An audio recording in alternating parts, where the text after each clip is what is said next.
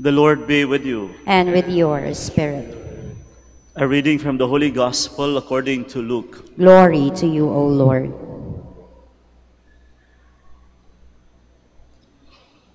The two disciples recounted what had taken place on the way and how Jesus was made known to them in the breaking of bread. While they were still speaking about this, he stood in their midst and said to them, "Peace be with you." But they were startled and terrified, and thought that they were seeing a ghost. Then he said to them, "Why are you troubled? And why do questions arise in your hearts? Look at my side and my feet, that it is I myself. Touch me and see, because a ghost does not have flesh and bones, and as you can see, I have." And as he said this, he showed them his hands and his feet.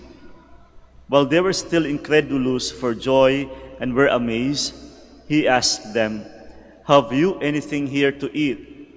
They gave him a piece of baked fish, and he took it and ate it in front of them.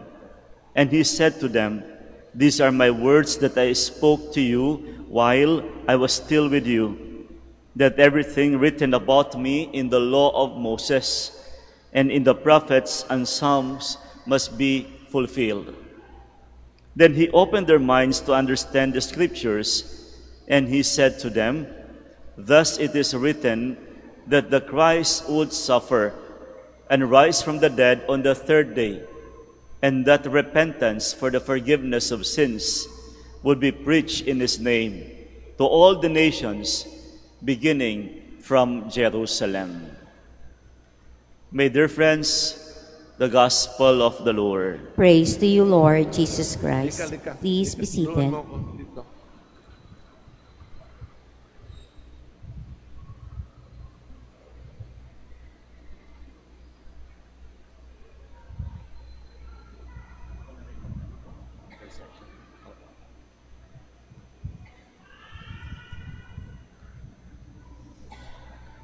Good morning, my dear friends. Good morning.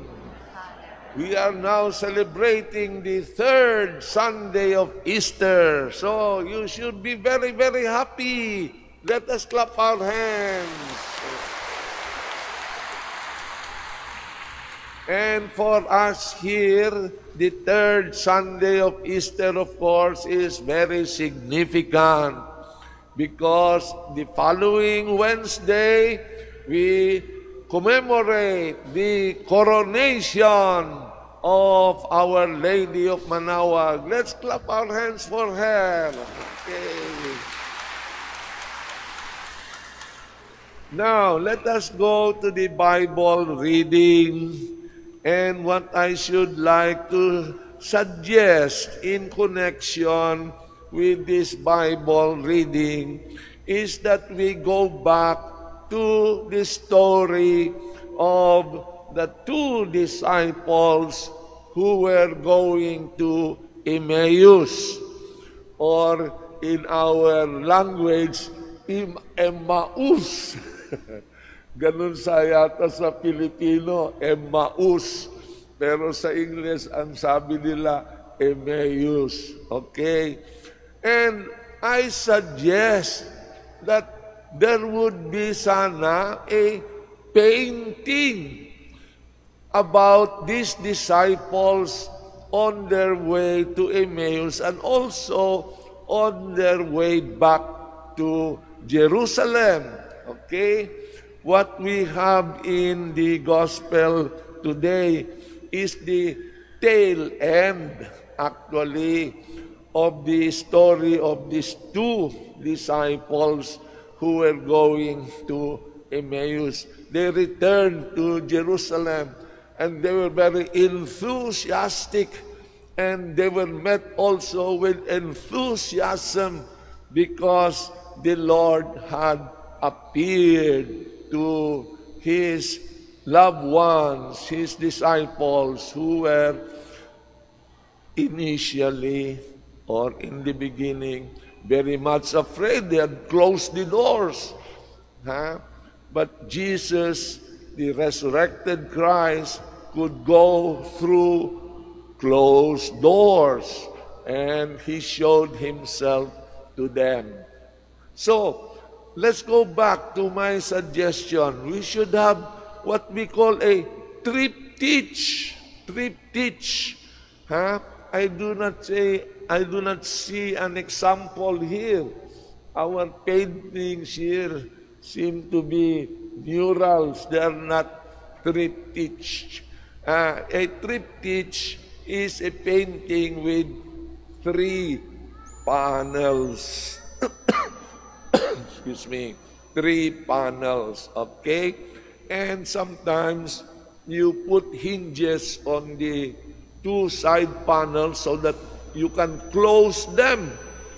Close and open the triptych. In the first panel, the painter should show the disciples who were very dejected. They were sorrowful. They had lost hope. Okay? It should be a very sad panel.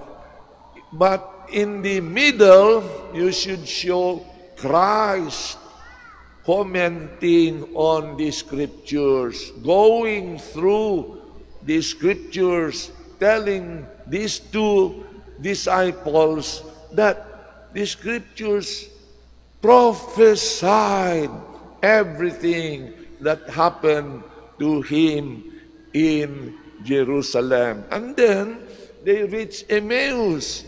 And as Jesus was breaking the bread, the disciples realized that it was really Jesus, because on the way, they thought He was a stranger who did not know what happened in Jerusalem. All right? That will be the central panel.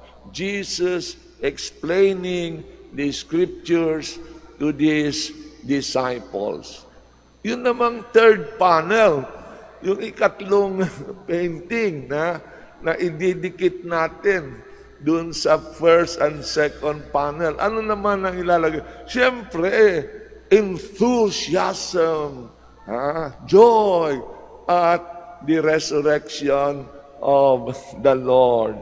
Okay, sana, I hope there is a painter here in the audience, and he would follow my idea of painting a triptych, and we can put it at the our museum here in Manaoag. But now, let me ask the question, how can you have that enthusiasm that the disciples had, that enthusiasm which I said should be painted in the third panel of that triptych? I have 3 suggestions. First suggestion, come to Manaoag, especially to the fiesta of the coronation of Manaoag. That is certainly one way of having enthusiasm for our Lord Jesus Christ and His Mother. On my way here, I was met by a group of people who immediately asked, "Mano po, mano po?" And I saw their enthusiasm. That is the kind of enthusiasm we should have for our faith, for our hope, and of course, for our charity. Okay? That is something that you are already doing, but please do it with some laughter, you know. Laughter goes with enthusiasm, okay? Maybe you can even jump around and run around our shrine here in Manaoag. That is how Christian life should be, something very joyful. Second recommendation, pray the family rosary. It's not enough to be praying individually. You should do it with a group, and the best group with which you could say your rosary is your family. But sad to say, many families are broken or incomplete, and they cannot be together. So you should have a second family, and you can even use the internet. We have the example of the Filii Rosary Warriors. Who are these? These are people who have been closely connected with the Dominican order. They have been aspirants, postulants, novices, students, but for some reason decided not to continue. But on second thought, they said we should maintain our connection with the Dominican order. So they organized what they call Filii. Filii is a Latin word which means sons in the plural, no? Filius in the singular, Filii in the plural. Now, they have a daily rosary that is Zoom. Yan ang ating, yun ang maganda sa ating panahon. Pwede natin gamitin ang Zoom, para hindi lang sa isang bahay ang ating pamilya. Magkakaroon tayo ng malawak na pamilya. Gaya nung pamilya ng mga Filii. That is not just in Manila, not just in the Philippines, that goes to the U.S. and Canada and many other places. So that can be done by Zoom. And this group, the Filii, are very successful, and they maintain enthusiasm for Our Lady and for our Lord Jesus Christ. Now, the third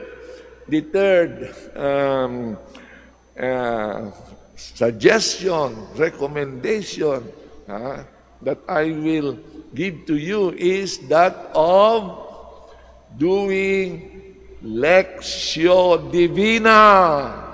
Lectio Divina, what is that?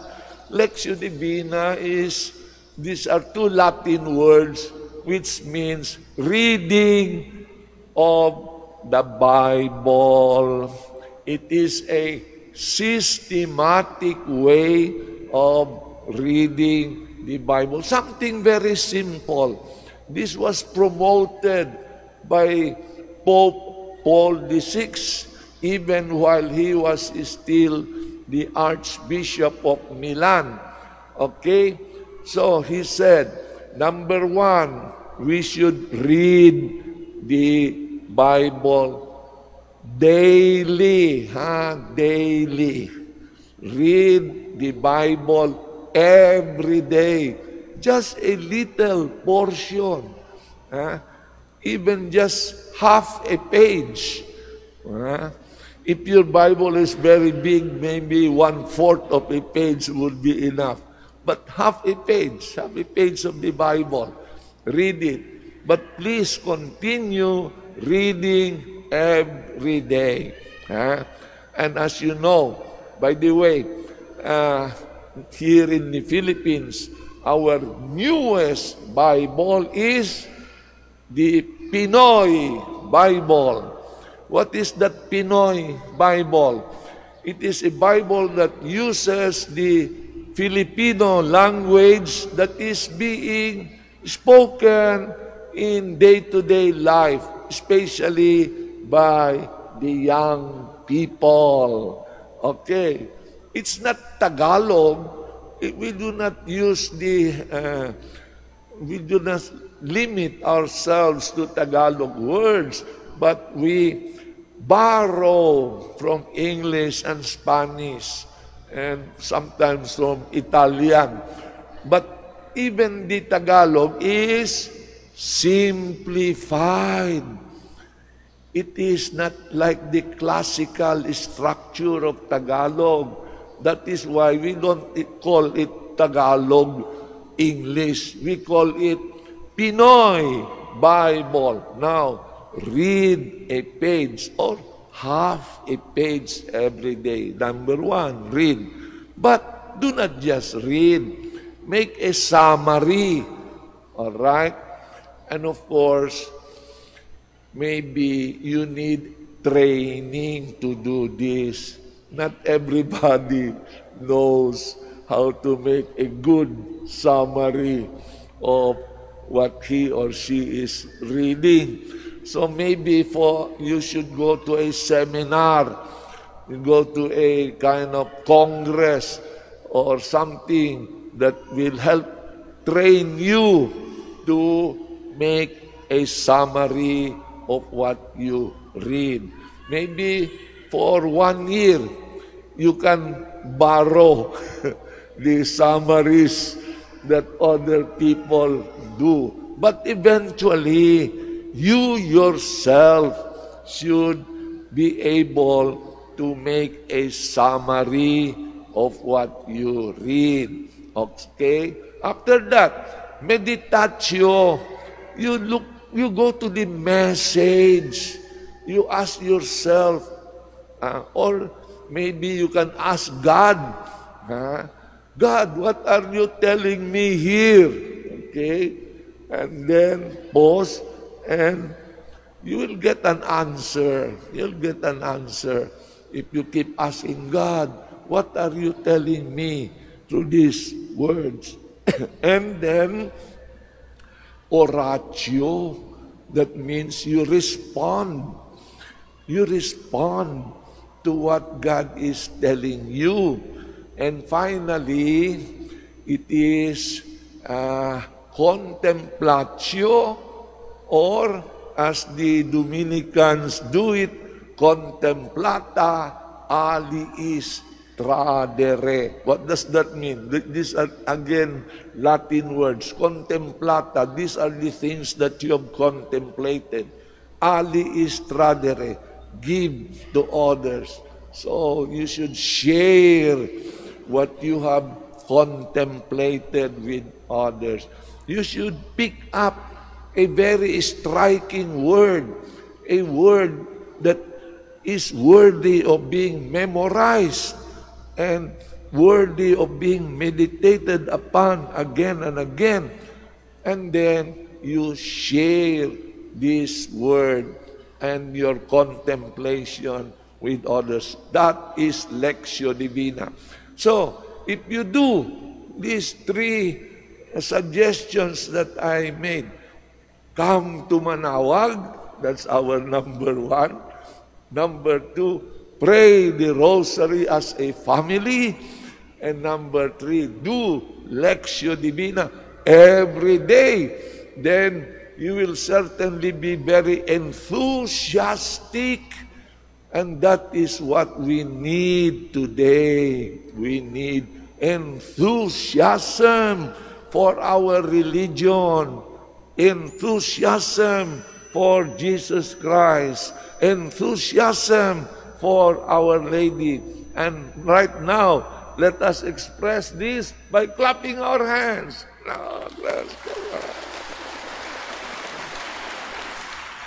And pray that you will have enthusiasm not only inside the church but also, and maybe more especially, outside the church every day of your lives. Amen.